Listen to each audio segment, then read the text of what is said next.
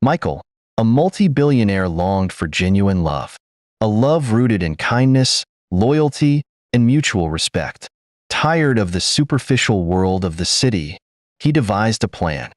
He would leave behind his wealth and identity, disguise himself as a poor farmer, and live in a small village. There, he hoped to find a woman who would love him for who he truly was. Hello champions, please hit the like button, leave a comment below, and subscribe to my channel. Mass Hill was a picturesque village surrounded by rolling hills and lush farmland. The air always smelled of fresh earth, and the quiet hum of life filled every corner. Life in Greenhill was simple, and the people there valued tradition above all else.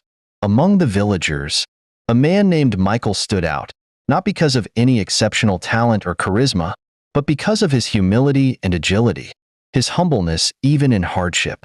Michael was known as the poor farmer, a man who worked on others' land for a meager living. He was always seen wearing the same worn-out shirt and tattered trousers, his feet often covered in dust.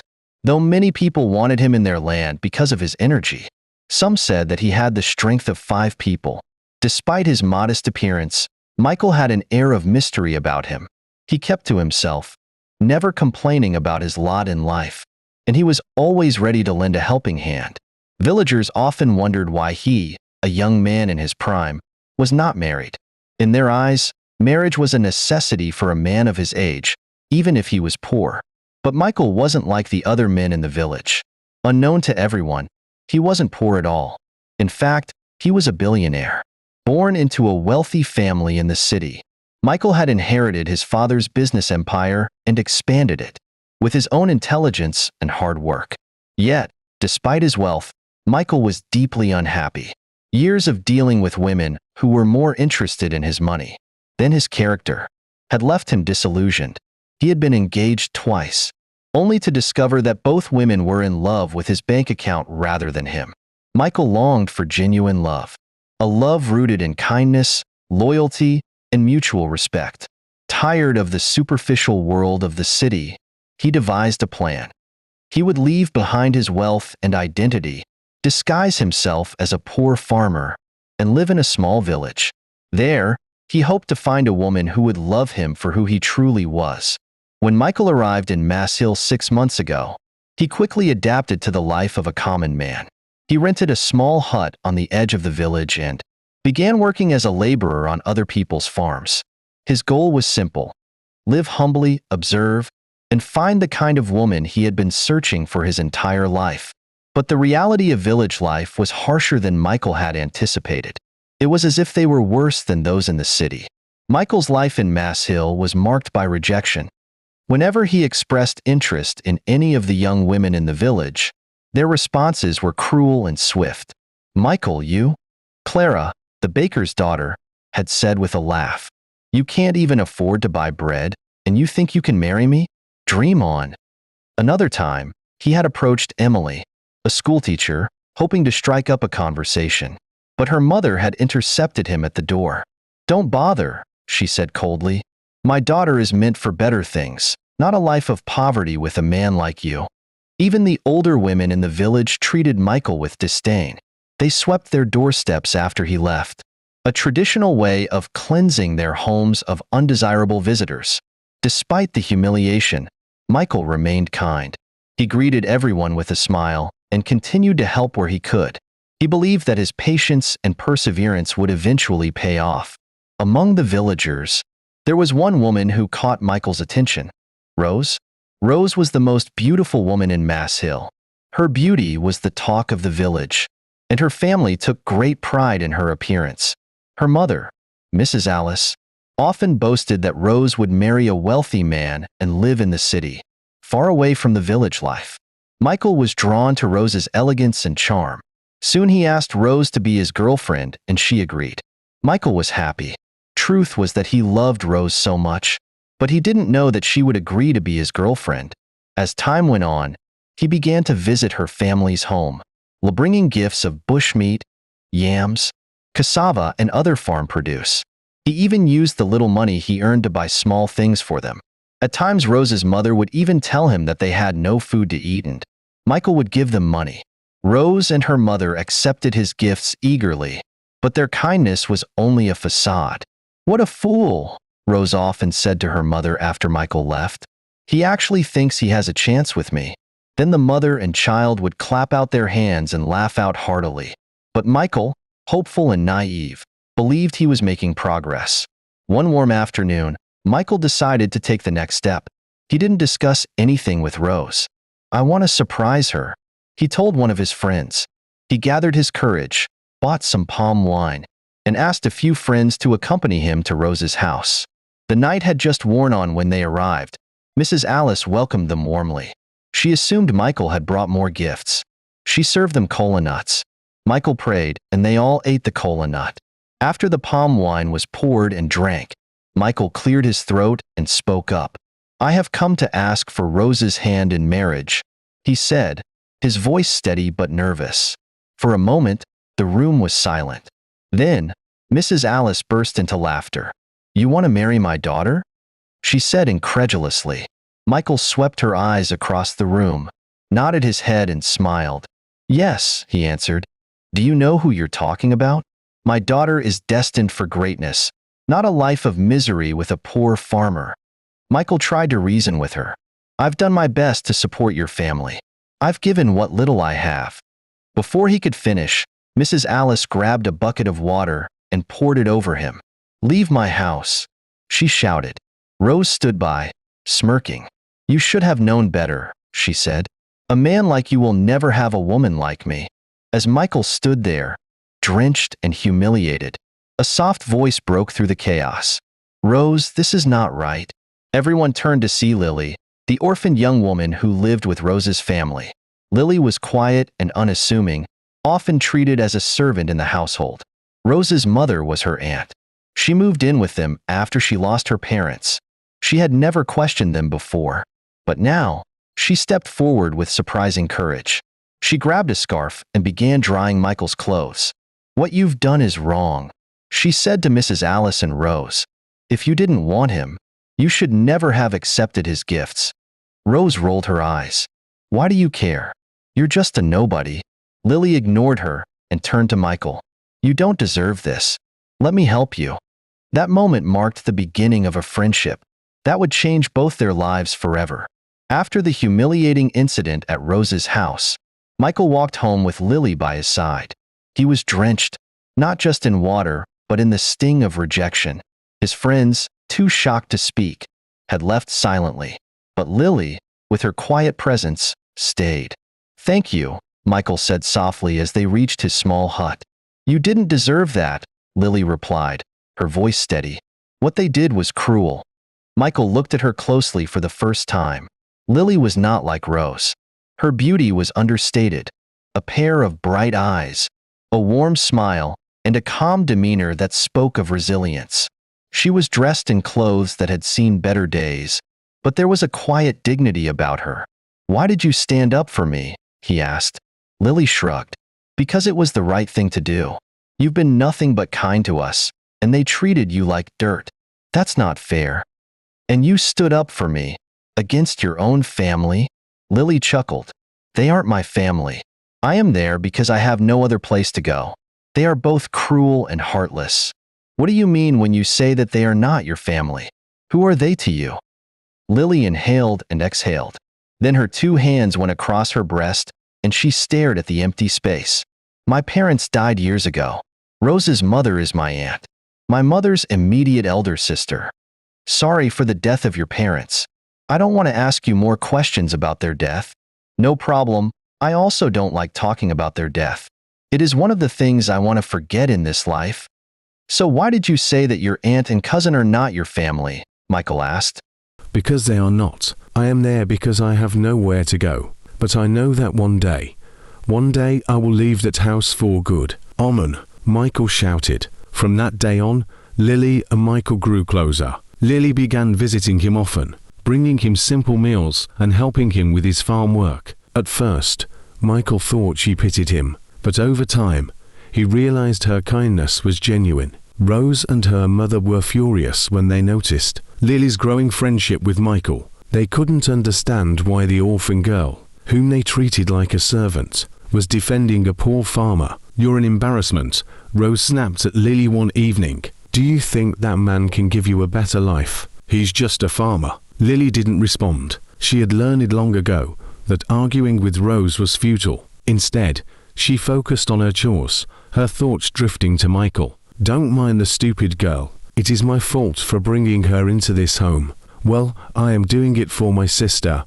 Alice said and smirked. Lily didn't say a word to them. She allowed them to say whatever they wanted. As the weeks passed, Lily and Michael's friendship blossomed. They often met in secret, sharing stories and dreams under the shade of an old baobab tree. One day Michael found himself opening up to Lily in a way, but when he realized it, he changed the situation. I wasn't always a farmer, he confided one afternoon. Lily tilted her head, curious. What do you mean? Michael hesitated.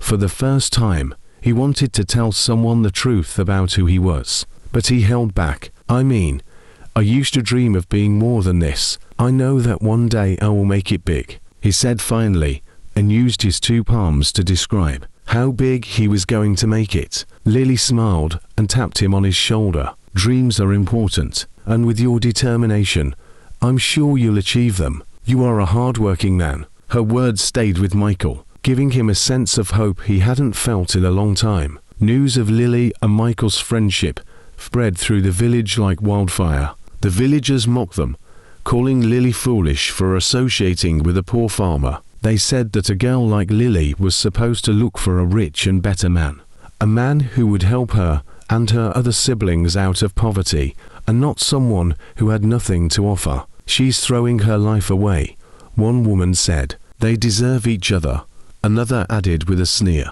But Lily paid no attention to the gossip. She believed in Michael and saw qualities in him that others overlooked. One day a friend of hers said to her on their way home from the market, Lily, I think you should listen to what people are saying. Remember that our people said that humans' mouths are God's mouths. This is because God speaks through human beings. You are the first daughter of your parents, and I think you should consider it before making any choice. You haven't said one thing in particular. Stop beating around the bush and spill it out. What are you saying? Lily said to her friend. In my opinion, I think that your friendship with the farmer is a mistake. You shouldn't have allowed it. Why, if I may ask? Lily questioned curiously. Are you asking me why? Can't you see that the man has nothing to offer you? The handwriting is on the wall. Lily stared at her friend.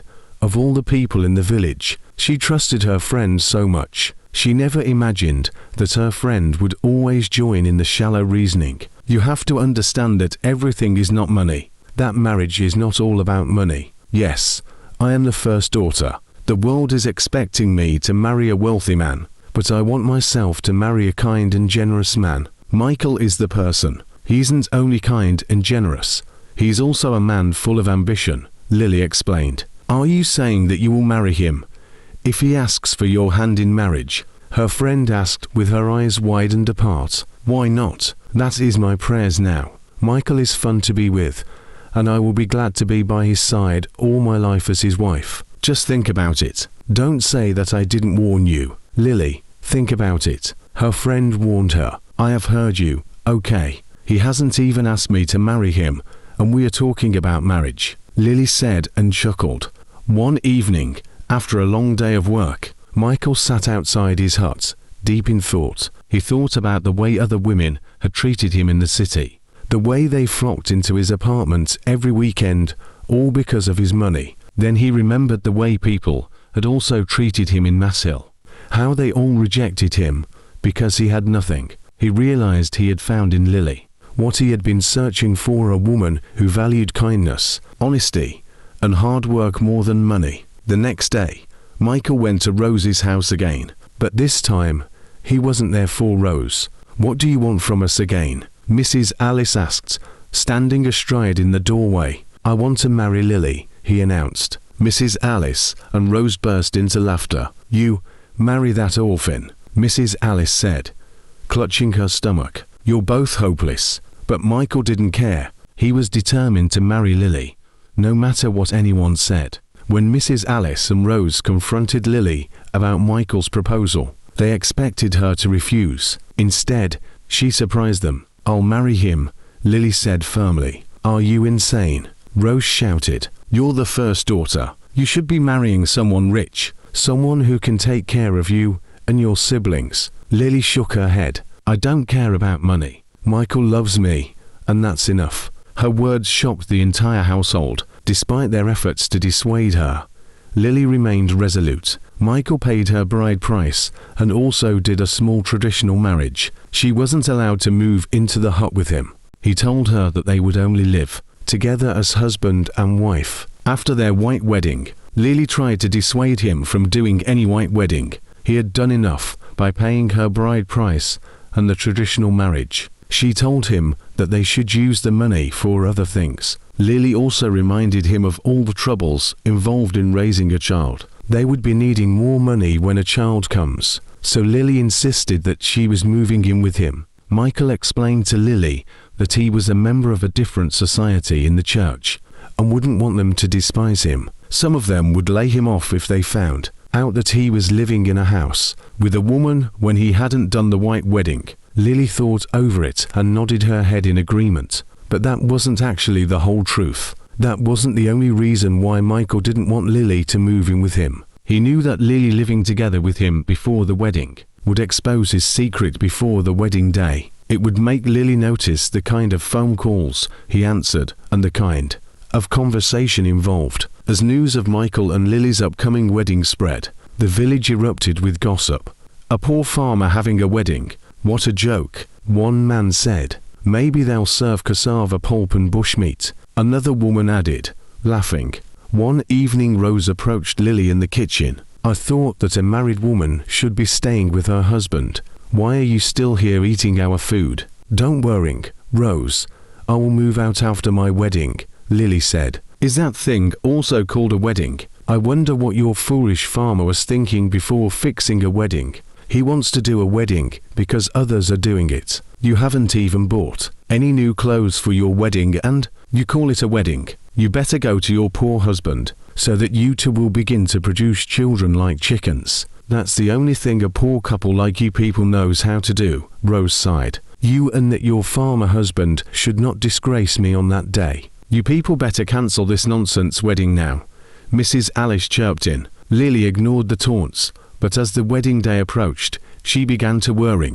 Rose's words clicked her brain. She hadn't bought anything, not even slippers. What type of wedding was she going to do? Michael wasn't making any preparations, and she feared their big day would be a disaster. That night she approached Michael and narrated all her worries. She told him that even her people were all confused. They hadn't bought anything, or were they not buying anything?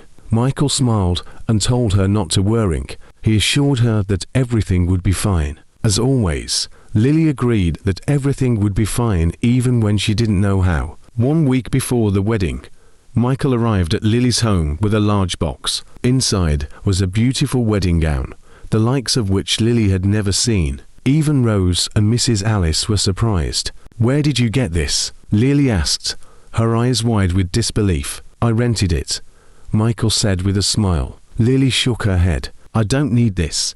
All I want is you." "But I have already rented it," Michael said. "Take it back to them and collect the money back. We need the money for something else," Lily insisted. "I hope you haven't stolen to rent a wedding dress," Rose threw in and chuckled. "If police come here, I will be the first to deny 2 of them," Mrs. Alice said. "Michael, don't mind them. Please, I accepted you because of you and not because of your luxurious wedding dress. Please take it back. We need money for other things." Lily explained more. "Lily, I didn't give them money," Michael said and chuckled. "What do you mean?" Lily questioned curiously. "That's what you were supposed to ask me since. I told a friend of mine who lives in the city that I am getting married and he promised to help me. His wife is dealing with all these types of things. You see, I didn't pay for it." Michael lied. Lily breathed out slowly. "Why didn't you tell me before?" "You didn't allow me. You were always looking for a way to get it cheaper." They both laughed out loud. Rose and Mrs. Alice would have killed them that their eyes were made of metals. The wedding day finally arrived, and the entire village gathered to witness the event. They expected a humble ceremony, but they were in for a surprise.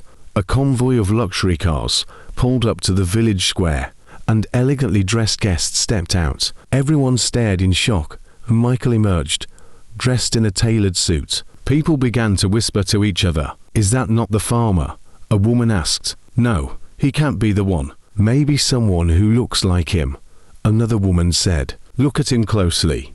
He's the one. See his long hand and fingers. He's the one." "Yes, I think you are right.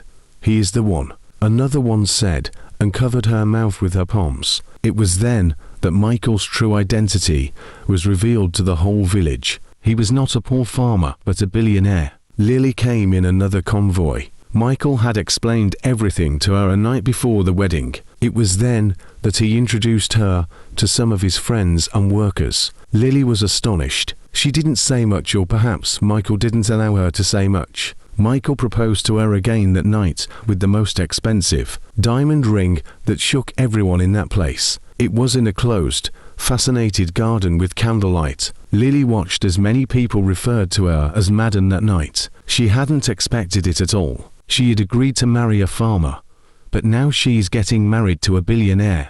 The whole villagers at the church premises covered their mouths when Lily stepped down from the convoy in her most luxurious, eloquent wedding dress. Her hair is well packed with expensive human hair. Her makeup artist did a great job on her face that it took some people a few minutes to realize who she was. Rose and Mrs. Alice stood by the side shocked. They didn't see the mouth to talk with. Everything they ate in the wedding came from outside the village. Michael made sure that everything was in abundance. It was the kind that the whole villagers had never seen in their lifetime. As the convoy of luxury cars drove away with Michael and Lily after the reception, the villagers stood in stunned silence. The whispers began almost immediately. "Did you see those cars?" One woman asked. "He's a billionaire, and he was pretending to be a farmer," another added, her voice tinged with disbelief. Mrs. Alice and Rose, however, were inconsolable. They sat outside their house, their faces pale with shock. "All this time, we had a billionaire at our doorstep, and we threw him away," Mrs. Alice wailed. Rose was too stunned to speak. For years, she had dreamed of a wealthy husband who would whisk her away to the city, and now she had lost her chance forever. "It should have been me," Rose finally muttered, her voice trembling with regret. In the city, Michael introduced Lily to a world she had never imagined. Their home was a sprawling mansion with marble floors, crystal chandeliers, and a lush garden that seemed to stretch 4 miles. "This is all yours now," Michael said, taking her hand as they stood in the grand foyer. Lily was overwhelmed. "It's beautiful," she whispered, her voice filled with emotion. "But I don't need any of this. I just need you." Michael smiled, his heart swelling with love. "And that's why you're the one I chose." As Lily settled into her new life, Michael made sure to involve her in his business affairs. He wanted her to feel like an equal partner, not just a passive observer. "You're smart and kind," he told her. "You'll bring a fresh perspective to our work." Lily quickly proved him right. Her suggestions on community, outreach programs, and ethical practices earned her respect from Michael's colleagues and employees. One evening, as they sat on the balcony overlooking the city, Michael finally shared his full story with Lily. "I've been rich my whole life," he began, "but wealth doesn't bring happiness. I've seen how people change when they know you have money. I wanted to find someone who would love me for who I am, not what I have." Lily listened intently, her eyes never leaving his. "That's why I went to Masil," Michael continued. "I needed to know if true love was real, and then I met you." Lily reached for his hand. "You didn't have to pretend with me. I would have loved you no matter what." Michael's heart swelled with gratitude. "And that's why you're the best decision I've ever made." A few months later, Michael and Lily decided to visit Masil. They wanted to give back to the village that had brought them together. When they arrived, the villagers were shocked to see them. Michael had arranged 4 trucks filled with food, clothes, and supplies to be delivered to every household. "This is for all of you," Michael announced. "No one should go hungry or lack the basics in life." The villagers were overwhelmed with gratitude.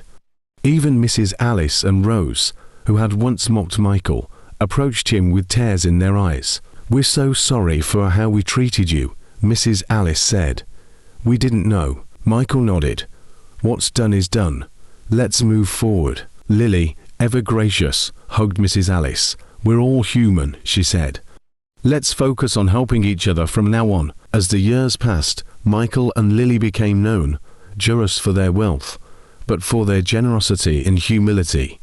They established schools, hospitals, and farms in Mass Hill, transforming the village into a thriving community. Their story became a beacon of hope for others. People marveled at how a wealthy man had found true love by embracing humility, and how an orphaned girl had risen to become a symbol of kindness and resilience. And through it all, Michael and Lily remained deeply in love. One evening, as they sat together under the stars, Lily rested her head on Michael's shoulder. "Do you think we would have found each other if things had been different?" she asked. Michael smiled. "Maybe, but I'm glad it happened this way. It showed me what really matters in life." Lily looked up at him, her eyes shining with love. "And what's that?" "You," he said simply. As the night enveloped them, the world around them seemed to fade away, leaving only their love, a love that had been tested and proven, a love that would endure forever. Hello, champions. Thanks for watching and listening to my stories. Thanks so much. Keep on watching, keep on commenting, and don't forget to subscribe to my channel. I hope you enjoyed the stories. Please leave a comment below and subscribe to my channel.